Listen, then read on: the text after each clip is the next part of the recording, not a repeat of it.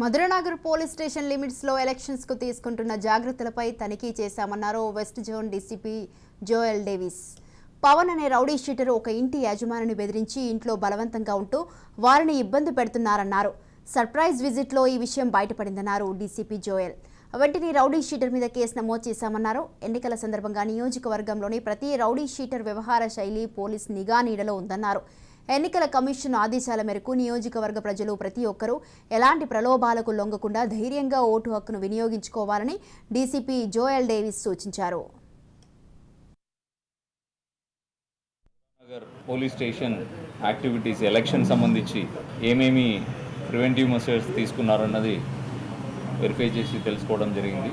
Election commission ఆదేశాల్లో preventive law and order steps అని వాళ్ళు చాలా ఇంపార్టెంట్గా కొన్ని ఇన్స్ట్రక్షన్స్ ఇవ్వడం జరిగింది. దానిలో అతి కీలకమైనది control on the rowdy sheeters. So rowdy sheeters ఎవరైతే ఆ ఏరియాలో ఉన్నారో వాళ్ళు ఓటర్స్ని ఇంటిమిడేట్ చేయడం కానీ, బెదిరియడం కానీ, లేదు వేరే విధంగా ఇన్ఫ్లుయెన్స్ చేయడం కానీ ఉండొద్దని, స్వేచ్ఛగా అందరూ ఓటేయాలని ఒక ఉద్దేశంతో ఇది ఒక కీలకమైన సజెషన్గా, ఇన్స్ట్రక్షన్గా ఎలక్షన్ కమిషన్ ఇవ్వడం జరిగింది. దానిలో నిన్న మాకు గువ్వాల పవన్ అన్న వ్యక్తి సంబంధించి ఒక సమాచారం వచ్చింది.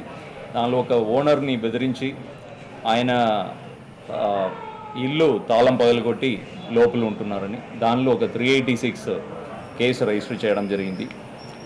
448 అండ్ 386 ఐపీసీలో. దాని తర్వాత కేసు రిజిస్టర్ చేసిన తర్వాత సర్చ్ చేసేటప్పుడు ఒక హుక్కా పాట్ ఇంకా గాంజా కూడా దొరికింది.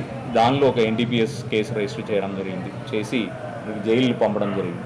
సో దీనిలో ఇంపార్టెంట్గా మీకు నేను కోరేది ఏంటంటే, మీరంతా ఈ ప్రాంతాల్లో ఉండేవాళ్ళు కాబట్టి ఈ రౌడీ షీటర్స్ ఒక బాధితులు ఎవరైనా ఉండే, మధురానగర్ కానీ మన సిటీలు కానీ ఎవరైనా ఉండే, ఎవరు భయపడాల్సిన అవసరం లేదు. వాళ్ళు మాకు వచ్చి ఓరల్గా చెప్పినా, లేదు మాకు ఫోన్లు చెప్పినా, ఇట్లా ఫలానా ఇన్సిడెంట్ మాకు అయింది, అన్యాయం అయింది వీళ్ళ ద్వారా అని చెప్పినా మేము ఇమీడియట్లీ మీకు ఎలాంటి ఇబ్బంది లేకుండా దాన్ని కేసు రిజిస్టర్ చేసి కఠిన చర్యలు అనేది తీసుకుంటామని హామీ ఇస్తున్నాము.